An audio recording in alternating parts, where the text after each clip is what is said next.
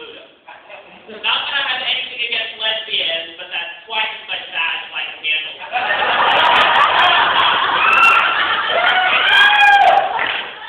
So anyway, like I said, I'm the vice president of the USA, so we do a lot of these panel things where we tell our coming out story, which I think is rather funny because coming out for me is an absolute joke. I get something hurt. Anyway, so I did my panel one day in front of the class, and my homeboy comes up to me and was like, hey, that was hella funny. And I was like, okay, thanks. And then he was like, I want you to be in my talent show. I was like, oh, so you want me to dance, considering I'm a dancer. And he was like, no, actually, I want to do a stand-up. And I was like, why would you want me to do a stand-up? I've never done this in my life. And he said, well, because you're funny and you're self-confident and you make people laugh. I was like, self-confident? Honey, this is a front. Deep inside, I've got low self-esteem. That's why I'm superficial.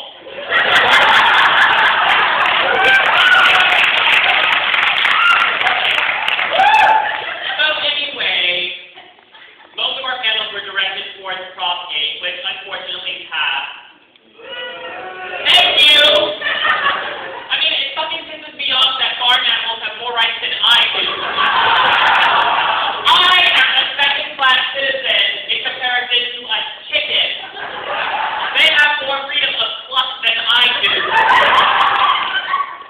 Anyway, so Prop 8 passed, and it was a big bummer, but before it passed, we were doing a lot of rallying for it, it was a lot holding our no on 8 sign, which was a lot of fun until people came up to us and started harassing us.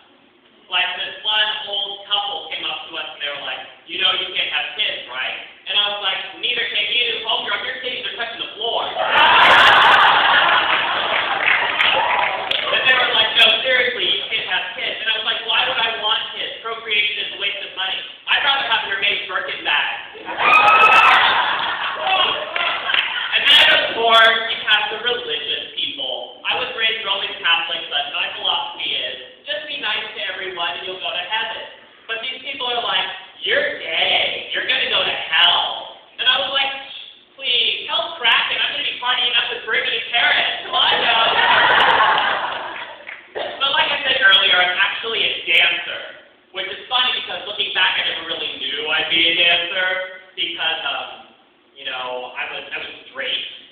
So, back in the day, I was kind of a little sad kid because my Filipino grandma would pick me up a Happy Meal every day after school. So I was a little rowdy. So my parents thought it would be a good idea to get me a sport. So one Saturday morning, while I was minding my own business watching Pepper Ann, my dad was like, so son, what do you think of baseball? And I was like, oh, it's cool. Of course he had half my attention because one, he was talking about sports, and two, he's my dad. I don't listen to anything my parents have to say. So anyway, he was talking to me about baseball, with jelly beans and shit, trying to discuss the game with me, and I wasn't paying attention because, Pepper Ann, she does. But anyway, so after talking to me about baseball, I guess he assumed that I could play. So he took me to our backyard for a game of catch, which was an absolute disaster, because every time he throw the ball at me, I'd catch it like this. And he was like, eyes on the ball side, which is stupid. Why the fuck would I want to keep my eyes on a ball that's flying straight towards my beautiful face? So apparently, that one round of attempting baseball was good because my parents actually signed me up for it. I played 2 seasons. I hit the ball one time and the crowd went wild. And of course, I hit it to the pitcher's mound and he caught it. I was out.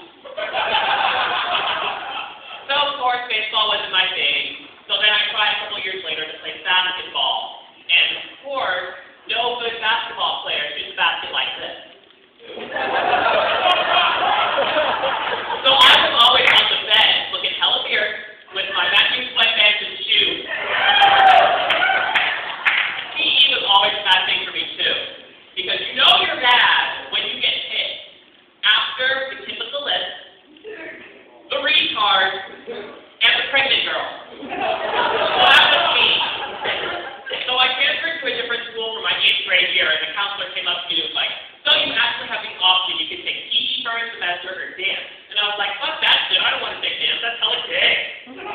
So I didn't dance, and I ended up taking PE for the first semester. absolutely terrible because my first swimming unit ever, I never really learned how to swim because I was like, why would you have to learn how to swim? Because that's what flotation devices were invented for. So, of course, my PE teacher was a former Olympic swim coach for Brazil, so he was all like gung-ho about this kind of stuff. So he loved the fact that I didn't know how to swim. So he was like, I want you to do X amount of lengths of freestyle. I was like, freestyle? Good, I can do whatever I want. So I taught you paddle. And 10 minutes later, after the rest of the class finished, and I stepped out with my trunks halfway down to here, fortunately I had underwear on. But anyway, he was like, okay, get back in everyone, and tread water.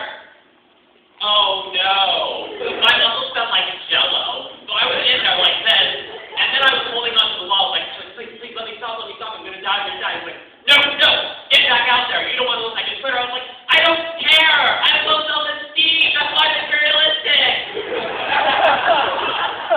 So then I decided I'd become a dancer, which was good, because I've danced ever since.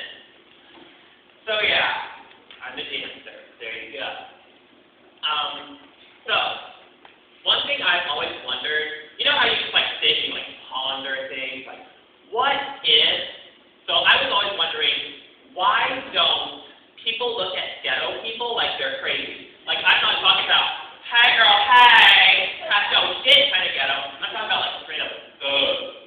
Especially here at like DVC, because they do things that would draw attention, but because they're straight up thugs, people don't pay attention to them, you know what I mean?